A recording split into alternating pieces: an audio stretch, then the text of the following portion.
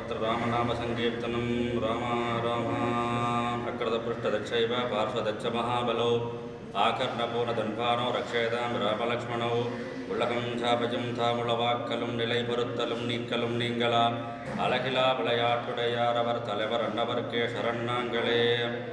எல்லாம் வல்ல ஸ்ரீ சுந்தர ஆஞ்சநேய பெருமானுடைய திருப்பாத கமலங்களை பணிந்து வணங்கி அன்புக்குரிய அடியார் பெருமக்களே, திண்டுவில் மருதனார் மடம் அருள்மிகு ஸ்ரீ சுந்தர ஆஞ்சநேய சுவாமியுடைய திருக்கோவிலிலே நான் நினைக்கிறேன் கடந்த 5 வருஷங்களாக வருஷம் இந்த சுந்தரகாண்டம் என்று சொல்லப்படுகின்ற பாராயணமும் மகாஜக்கியமும் தொடர்ந்து வருஷம் நடைபெற்று வருகிறது. உண்மையிலேயே இன்றைய காலகட்ட பகுதி என்பது மிகவும் வித்தியாசமான ஒரு காலம். இன்றைக்கு நாங்கள் நினைக்கிறோம் எங்களுடைய உலக வரலாற்றிலேயே முதல் முறையாக உலகம் அடங்கி போயிருக்கிறது என்று சொல்லப்படுகின்ற ஒரு காலகட்டம். உண்மையிலேயே உலகம் அடங்கி போயிருக்கிறது என்பதை விட இப்பொழுதுதான் உலகம் தன்பாட்டுக்கு இயற்கை சரியாக இயங்கிக் கொண்டிருக்கிறது என்பதுதான் அர்த்தம். மனிதர்கள்லாம் இவ்வளவு காலம் உலகத்தை அடக்கி வைத்திருந்தார்கள் என்று கூட நாங்கள் இதை சொல்லிக்கொள்ள முடியும். ஏனென்றால் இயற்கையிலே தன்னுடைய பணிகளை தானே செய்து கொண்டு வருகின்ற காட்சிகளை கூட நாங்கள் இப்பொழுது பார்த்து கொண்டிருக்கிறோம். அந்த வகையிலே எதிர்பாராத விதமாக ஏற்பட்ட ஒரு மிகப்பெரும் கொடிய நோயினுடைய தாக்கத்தின் காரணமாக உலகம் முழுவதுமே ஒரு மிகப்பெரிய அதிர்ச்சியிலே ஆழ்ந்திருக்கிற நேரம். நேற்றைய தினம் வரைக்கும் கூட இந்த கொரோனா நோய்க்கான மருந்துகள் கண்டுபிடிக்கப்படுவதிலே நாடுகளுக்கிடையே போட்டியாகி அதுவும் ஒரு அரசியலாகி கொண்டிருக்கிற சூழல். அதிலே கூட இத்தாலி நேற்றைய தினம் தாங்கள் மருந்து கண்டுபிடித்திருப்பதாக முதலாக அறிவித்து அதையும் அவர்கள் இப்படியான போட்டி சூழல் இருக்கிறது. அப்போ இத்தகைய உலகத்தினுடைய இந்த இயற்கை இந்த நிகழ்வுகள் எல்லாவற்றையுமே எங்களுடைய சமயத்தை பொறுத்த வரைக்கும் இன்றைக்கெல்லாம் பல பேர் சொல்லிக் கொடுக்கிறார்கள். ஒவ்வொரு உலகத்திலே பலவிதமான சமயங்கள் இருக்கின்றன, அதிலே மறப்பதற்கு எதுவும் இல்லை. ஆனால் எங்களுடைய இந்து சமயத்தை பொறுத்த வரைக்கும் அதை சமயம் என்று யாரும் சொல்வது கிடையாது. அதுக்கு 2 காரணம். ஒன்று, எல்லாவற்றிற்கும் முதலிலே தோன்றியதாக இந்த எங்களுடைய சமயம் இருக்கிறது என்பது ஒன்று. 2வது, இது சமயம் என்பதை தாண்டி இது ஒரு வாழ்க்கை முறை என்பதுதான் இங்கே மிக முக்கியமானது. இன்றைக்கு இந்த நோய் வந்ததன் கூட எங்களுடைய வாழ்க்கை முறை எவ்வளவு சரியானதாக இருந்திருக்கிறது என்பதை இன்றைக்கு விஞ்ஞானிகள் முதல் கொண்டு அனைவருமே ஏற்றுக்கொள்கிற காலகட்டத்துக்கு நாங்கள் வந்திருக்கிறோம்.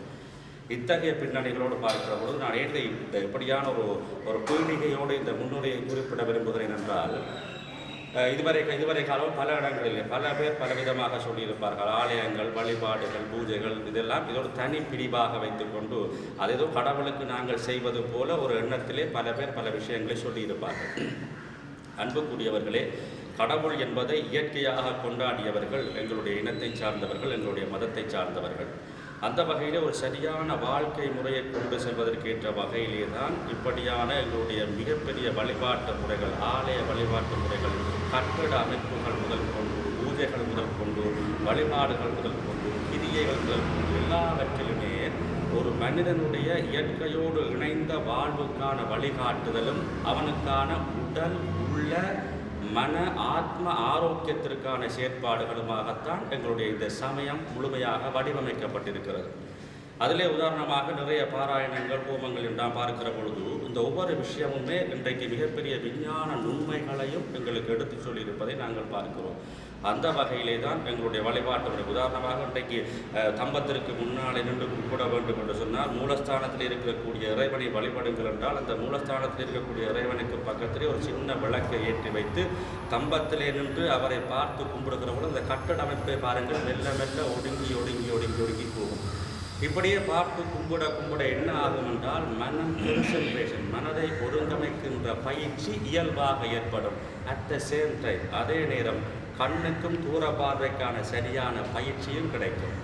இப்படி எல்லாவற்றையும் நடந்து வீதியை சுற்றி பாருங்கள் என்றால் இறைவனை நினைத்து கொண்டு கும்பிட்டு வருகிற பொழுது எங்களுக்கு மேலே ஒரு சக்தி இருக்கிறது என்கிற பொழுது அதற்கு பயந்து என்னுடைய ஆணவத்தை கட்டுப்படுத்த ஒரு வாய்ப்பு கிடைக்கிறது. அதை தாண்டி என்னுடைய மனதை ஒருமுகப்படுத்த ஒரு வாய்ப்பு கிடைக்கிறது. நடந்து பயிற்சி செய்வதனாலே உடலுக்கும் ஆரோக்கியம் கிடைக்கிறது. இப்படி ஒரு பலவித நுண்மைகளை வைத்துத்தான் ஒவ்வொரு விஷயங்களும் செய்யப்பட்டிருக்கின்றன. அந்த பின்னணியிலே தான் என்னுடைய ஆலய வழிபாடுகள் எல்லாம் நடக்கிறது. அந்த ஆலய வழிபாடுகளிலே கூட எந்த பூஜையை செய்தாலும், அது நித்திய பூஜையாக இருக்கலாம், நைமித்திய பூஜையாக இருக்கலாம், காமிய பூஜையாக இருக்கலாம், நிஷ்காமிய பூஜையாக எதுவாக இருந்தாலும் இந்த உலக க்ஷேமத்திற்காக அன்புக்குரியவர்களை தயவு செய்து இந்த வார்த்தையை கவனத்தில் எடுத்துக்கொள்ளுங்கள். இன்றைக்கு உலகத்தில் இருக்கிற பெரிய நாடுகள் எல்லாம் மனித நேயத்தை பற்றி பேசிக் கொண்டிருக்கிற சூழ்நிலையிலே எங்களுடைய சமயம், எங்களுடைய வாழ்க்கை முறை மனித நேயத்தையும் தாண்டி ஜீவகாருண்யம் வரைக்கும் நாங்கள் போயிருக்கிறோம். மனிதன் என்பது தனிய மனித இனம். ஆனால் ஜீவகாருண்யம் என்பது புல் பூண்டு முதல் கொண்டு அனைத்தையும், மரங்கள் முதல் கொண்டு இயற்கை முதல் கொண்டு அனைத்தையும் பாதுகாக்கிற அந்த மிகப்பெரிய தன்மைதான் ஜீவகாருண்யம். அந்த ஜீவகாருண்யத்திற்கான பயணமாகத்தான் இன்றைக்கு இந்த நோயினுடைய வெளிப்பாட்டை கூட நாங்கள் பார்க்க வேண்டியிருக்கிறது. அந்த அளவுக்கு எல்லாவற்றுக்குமான தேவைகளை தனவ கோயிலில் ஒரு பூஜை நடக்கிறது என்றால் தனியே பூஜை செய்பவருக்காகவோ அல்லது வந்து கும்பிடுபவர்களுக்காகவோ அல்ல, உலகத்தில் இருக்கக்கூடிய அனைத்து ஜீவராசிகளும் பெருமை பெற வேண்டும், அனைத்து ஜீவராசிகளும் நன்றாக வாழ வேண்டும் என்கின்ற பெரு எண்ணத்தோடு தான் அங்கே வழிபாடு செய்யப்படுகிறது. கற்பூர ஆராதனை செய்கிற பொழுது கூட கீடா பதங்கா மசகாட்ச விருக்ஷாக ஜலே ஸ்தலேஷே நிவசந்தி ஜீவாக என்கிறார்கள். கீடா பதங்கா மசகாட்ச விருக்ஷாக என்றால் புழு முதல் கொண்டு பிரம்மா வரைக்கும், புழு முதல் கொண்டு பிரம்மா வரைக்கும் நிலத்திலே நீரில் இருக்கக்கூடிய அனைத்து உயிரினங்களுக்கும் நான் காட்டுகிற இந்த தீபத்தின் ஒளியினூடாக சகல மங்களங்களும் சேரட்டும் என்கின்ற மந்திரத்தை சொல்லித்தான் இங்கே வழிபாடு நடக்கிறது. இத்தகைய பின்னணியிலே தான் இந்த அருள்மிகு சுந்தராஞ்சநேயர் ஆலயத்திலே வருஷம் தோறும் இந்த சுந்தரகாண்ட பாராயணம் என்பது. இங்கே பாராயணம் என்று வருகிற பொழுது ராமாயணத்தை பற்றி உங்களுக்கு தெரியும். இங்கே சுந்தரகாண்டம் மிக விசேஷமாக சொல்லப்படுகிற காரணம் என்னவென்று கேட்டால், சுந்தரகாண்டம் என்பது ராமாயணத்துடைய முழுமையையும் அதற்குள்ளே உள்ளடக்கிய கதை.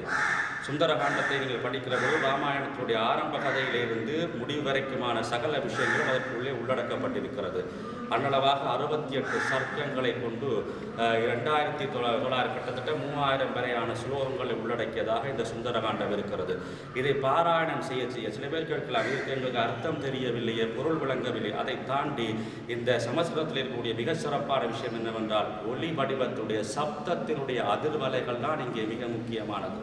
அப்போ இந்த ஒலி அலைகள் சேர சேர அக்னியோடும் வழிபாடுகளோடும் செய்ய எல்லாருக்குமான பிரார்த்தனை என்ற வகையில் இங்கே இதை செய்கின்றவர்களுக்காக மட்டுமல்ல, இதை நீங்கள் தொலைக்காட்சியிலே பார்த்து கொண்டிருப்பவர்கள், வராதவர்கள், வந்தவர்கள் எல்லாவருக்கும் சேர்த்துத்தான் உபயோகருடைய அத்தனை பேருடைய பெயர்களும் வாசிக்கப்பட்டு உலக க்ஷேமத்திற்காகத்தான் இந்த மிகப்பெரிய வழிபாடு நடக்கிறது. அதிலும் மிக முக்கியமாக எங்களுடைய சமயத்திலே பலவிதமான தெய்வங்கள் எல்லாம் எதற்காக வடிவமைக்கப்பட்டிருக்கின்றன என்று கேட்டால், ஒரு காலமும் மனித இனம் எல்லாரும் ஒரு மாதிரி சிந்திக்க முடியாது. இந்த விஞ்ஞானத்தையும் நாங்களாம் கண்டுபிடித்திருக்கிறோம். காரணம், ஒரு உதாரணமாக ஒரு வீட்டில் நீங்கள் எடுத்துக்கொண்டால், ஒரு வீட்டிலே தாய், தகப்பன், 3 பிள்ளைகள் என்றால் 5 பேருமே ஒரே மாதிரி இருக்க முடியுமா? 5 பேருக்கும் ஒரு சாப்பாடு விருப்பமாக இருக்கிறதா? 5 பேருக்கும் ஒரு நிறம் விருப்பமாக இருக்கிறதா? 5 பேருக்கும் ஒரே விதமான இல்லாமல் பிடிக்கிறதா என்று கேட்டால் அப்படி கிடையாது. அப்போ ஒரு குடும்பத்திலே இருந்த ஒரு பிள்ளைகளுக்கு ஒன்றாக இருப்பவர்களுக்கே ஒன்றாக பிடிப்பதாவது தன்மைக்குள் ஒருமையை காணுகின்ற அற்புதமான விஞ்ஞான உண்மையையும் எங்கள் சமயம்தான் கண்டுபிடித்திருக்கிறது. அந்த வகையிலே தான் பலவிதமான தெய்வங்களை சொன்னாலும் ஏகம் சத் விபுரா வகுதா வதந்தி என்று சொல்வார்கள். எல்லாம் பலவிதமாக சொன்னாலும் சொல்லப்படுகின்ற மூலப்பொருள் ஒன்றுதான் என்பதை கண்டுபிடித்தவர்களும் எங்கள் சமயத்தை சார்ந்தவர்கள். அந்த வகையிலே பலவிதமான தெய்வ வழிபாடுகள் இருக்கிறது. அதிலே இந்த ஆஞ்சநேய பெருமானுடைய வழிபாடு என்பது மிக மிக உண்மையானது, கலியுகத்திற்கு மிகவும் தேவையானது. ஏன் கலியுகத்துக்கு மிகவும் தேவையானது என்று கேட்டால், இன்றைக்கு கலியுகத்தை பொறுத்த வரைக்கும் தியாகிக்கிற மனப்பான்மை எல்லாரிடத்திலும் குறைந்து வருகிறது. இதுதான் மிக முக்கியமானது. அது குடும்பத்திலும் சரி, வீடுகளிலும் சரி, வாழ்க்கையிலும் சரி, அல்லது நிறுவனங்களிலும் சரி, எல்லா இடங்களிலுமே தங்களை தியாகித்தல் என்பது, தன்னை தியாகித்துக் கொள்தல், தான் புறவு செய்தல் என்பது, தன்னை விட்டு கொடுத்தல் என்பது எங்குமே இல்லாத ஒரு பிரச்சனை. இன்றைக்கு உலகம் மிகப்பெரிய சர்ச்சையாக இன்றைக்கு இவ்வளவு கணக்கப்பட்ட, இன்றைக்கு கொரோனாவிலே இவ்வளவு பேர் அழிவுக்கு உட்பட்ட பின்னரும் மருந்து கண்டுபிடிப்பதிலே போட்டி போட்டுக் கொண்டிருக்கிறோம் என்று கேட்டால், இந்த அனுபவத்தின் பாடத்தை நாங்கள் சரியாக பெற்றுக்கொள்ளவில்லை. அதாவது தியாகிக்கிற மனப்பான்மை, எல்லாரும் நன்றாக இருக்க வேண்டும், என்னாலே முடிந்ததை செய்ய வேண்டும் என்கின்ற எண்ணம் இருக்கு பாருங்கள். அந்த தியாகித்தல் மனப்பான்மையுடைய மிகப்பெரும் வடிவமாகத்தான் ஆஞ்சநேய பெருமானை நாங்கள் பார்க்கிறோம். ஏனென்றால் அவராலே செய்ய முடியாத எதுவும் கிடையாது. நான் பல தடவை கூட சொல்லியிருக்கேன். உதாரணமாக ராமாயணத்தை பார்த்தீங்கன்னா, அதாவது இலங்கைக்கு பயணப்படுகிற பொழுது அந்த ஆஞ்சநேய பெருமான் பறந்து போகிறார் இல்லையா? ராம நாமத்தை சொல்லி ஆஞ்சநேயர் பறந்து போவதாக காவியம் பதிவு செய்கிறது. எந்த நாமத்தை சொல்லி அவர் பறந்து போகிறார், அந்த நாமத்துக்குரிய இறைவன் பாலம் போட்டு நடந்து போகிறார். இந்த நுண்மை. இப்போ இதை நீங்கள் இதை ஆய்வு செய்கிற பொழுது இந்த வழியாக நாங்கள் புரிந்து கொள்கிற பொழுதுதான் இறைவனுடைய பக்தியனுடைய மன வலிமையை வைத்துக்கொண்டு எதுவும் சாதித்து விட முடியும் என்கின்ற திண்மை புலப்படும். அப்போ ஆஞ்சநேய பெருமானிடம் இருக்கக்கூடிய மிகப்பெரிய பராக்கிரமங்களை பார்க்கிற பொழுது மிக பெரும் தலைவராக இருக்கக்கூடிய எல்லாவற்றையுமே கட்டி காக்கக்கூடிய சர்வ வல்லமையுடைய மிக பெரும் சக்தி தன்னை தியாகம் செய்து கொண்டு ஒரு தொண்டனாக இருக்கிறது. இதுதான் மிக முக்கியமானது. இந்த எண்ணம், தலைமைத்துவ எண்ணம், இந்த விட்டு கொடுத்தல் மனப்பாங்கு, இது சின்ன பிள்ளைகள் முதல் கொண்டு எல்லாருக்கும் வர வேண்டும். அப்படி வருகிற பொழுது குடும்பத்தில் இருக்கிற சண்டை முதல் கொண்டு நாடு வரைக்குமான மிகப்பெரிய யுத்தங்கள் வரைக்கும் தவிர்க்கப்படும். மனித நேயத்தையும் தாண்டிய ஜீவகாருண்யம் புலப்படும். இந்த வைப்ரேஷனை, இந்த உணர்வலையை எல்லாரிடமும் கொண்டு செல்வதற்காகத்தான் சுந்தரகாண்டம் என்று சொல்லப்படுகின்ற அற்புதமான காவியத்தை ராமாயண காவியத்திலே 5வது காண்டமாக இது இருக்கிறது. ஆஞ்சநேய பெருமாள் ராமாயணத்துக்கு கதாநாயகன் யார் என்று கேட்டால் ராமன் என்று சொல்லுவார்கள். சுந்தரகாண்டத்தின் கதாநாயகன் யார் என்று கேட்டால் ஆஞ்சநேயன் என்று சொல்லுவார்கள்.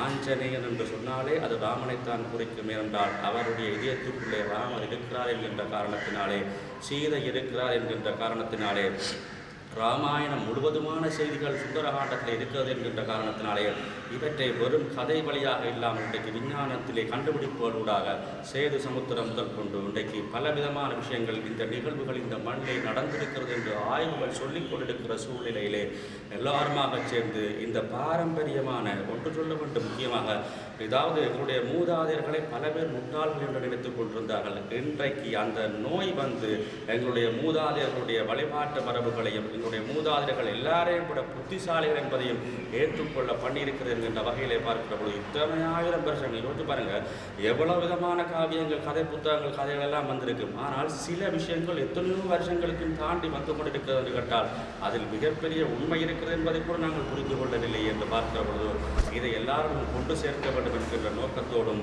லோகக்ஷேமத்துக்காகவும் அதை தாண்டி நான் முன்பே சொன்னது போல மனித நேயத்தையும் தாண்டி ஜீவகாருண்யத்திற்காக இந்த மிகப்பெரிய யஜ்ஞம், சுந்தரகாண்ட யஜ்ஞம் பாராயணம் நடைபெற்றுக் கொண்டிருக்கிறது. அந்த வகையிலே இந்த பாராயணத்திலே செய்யப்படுகின்ற பாராயணத்தினுடைய பலன், ஹோம பலன் ஆஞ்சநேய பெருமானுடைய திருவருளாக உலகத்தில் இருக்கக்கூடிய அனைவருக்கும் சென்றடைய வேண்டும். முக்கியமாக இது ஏற்படுத்தியிருக்கக்கூடிய உபயோகார பெருமக்கள், குறிப்பாக புலம்பெயர்ந்த நாடு, அதிலும் சுவிஸ் நாட்டை சார்ந்தவர்கள், இந்த ஆலயத்தோடு நீண்ட தொடர்பில் இருக்கக்கூடியவர்கள், பலவிதமான சேவைகளை, திருப்பணிகளை எல்லாம் இங்கே செய்து கொண்டிருக்கக்கூடியவர்கள் அத்தனை பேருக்கும் எல்லாம் வல்ல சுந்தர ஆஞ்சநேய பெருமானுடைய திருவருளும் சீதாம்பிகா தேவி சமேத ஸ்ரீ ராமச்சந்திர பெருமானுடைய திருவருளும் சித்திக்க வேண்டும் என்று கேட்டுக்கொண்டு பதனம் தொலைக்காட்சியூடாக நீங்கள் இதை பார்க்கிறீர்கள். அந்த வகையிலே அது சார்ந்த நேயர்களுக்கும் அந்த தொலைக்காட்சியை சார்ந்த அத்தனை நண்பர்களுக்கும் எல்லாம் வல்ல ஆஞ்சநேய பெருமாள் திருவருள் சித்திக்க பிரார்த்தித்து இந்த வருஷம் நடைபெறுகிற சுந்தரகாண்ட ஹோமத்தினுடைய பலன் எல்லா உயிர்களுக்கும் கீடாபதங்கா என்பது போல புழு முதல் கொண்டு பிரம்மா வரைக்கும் எல்லா விருட்சங்களுக்கும் எல்லா ஜீவராசிகளுக்கும் சென்றடைய வேண்டும். இந்த உலகம் தன் இயல்பின்படி இயற்கை தாய் தன்னை தானே வடிவமைத்து தகவமைத்துக் கொண்டு பயணப்பட வேண்டும் என்று பிரார்த்தனை செய்து வாழ்த்தி வணங்கி அமைகின்றோம். சர்வே ஜனாஹ சுகினோ பவந்து, சமஸ்தம் சன்மங்களானி சந்து, சர்வத்திர ராமநாம சங்கீர்த்தனம். ராமா ராமா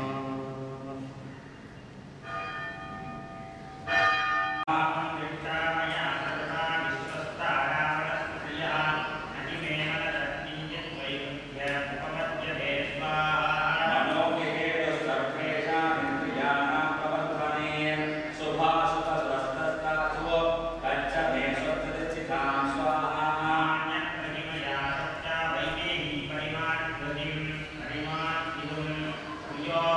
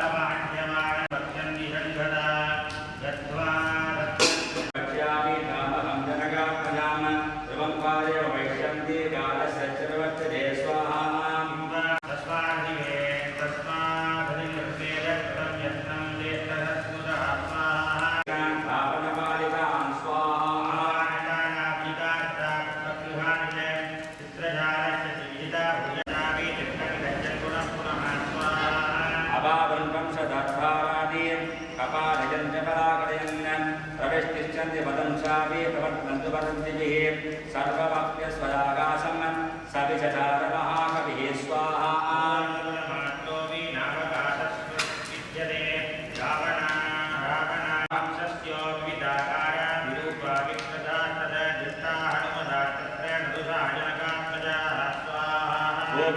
प्रतिमालोके परा विद्याधरस्त्रियः दृष्टाहनुमदा तत्र नदुरागमन्ति स्वाहा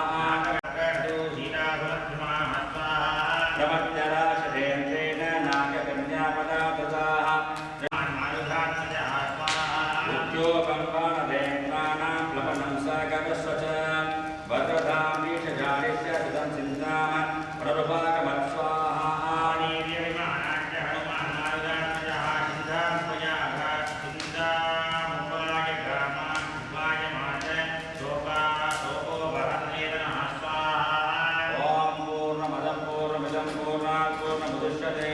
पूर्णस्य पूर्णमादाय पूर्णमेवावशिष्यते श्रीमते रामायणे वाल्मीकि आदिकाव्ये सुन्दरकाण्डे द्वादशसर्गहारं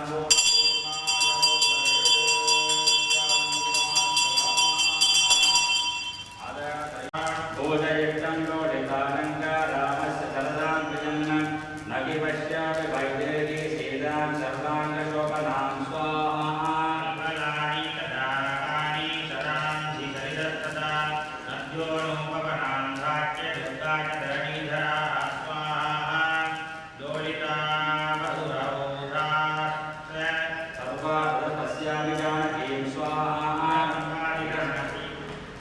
संपादिता रावणस्य निवेशने आर्याया हृदयं प्रेक्ष्यसागरं स्वाहा रावणस्य द्वोर्धेक रघुशाभ्यां पीडितेन च अजामन्ये विशालाक्ष्या त्यक्तं जीवितमाद्यया स्वाहा सम्पूर्णचन्द्रप्रतिमं भक्तभक्तनिवेक्षणं रामस्य जापतीमग्नं पञ्चत्वं कृपणागता स्वाहा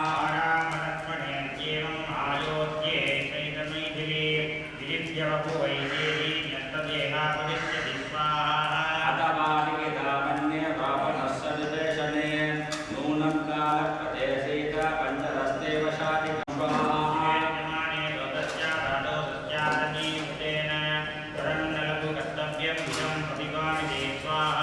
अस्मिन्नेव सदेकादे प्राप्तकालं श्रमं सगन् अवेदिवतं पूजो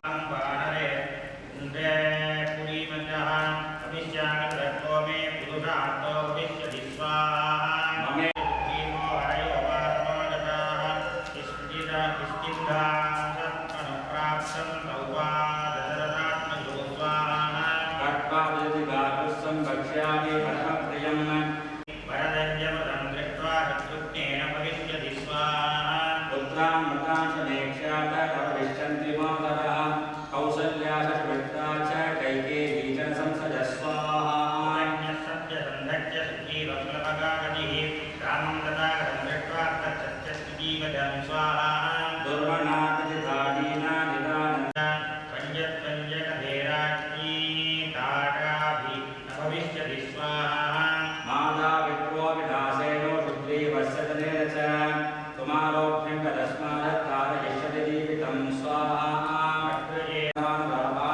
स्वाहा शैलेषु न निरोधेषु वा पुनः वीरमाणो भविष्यन्ति समेत्य कविगुज्जराः स्वाहा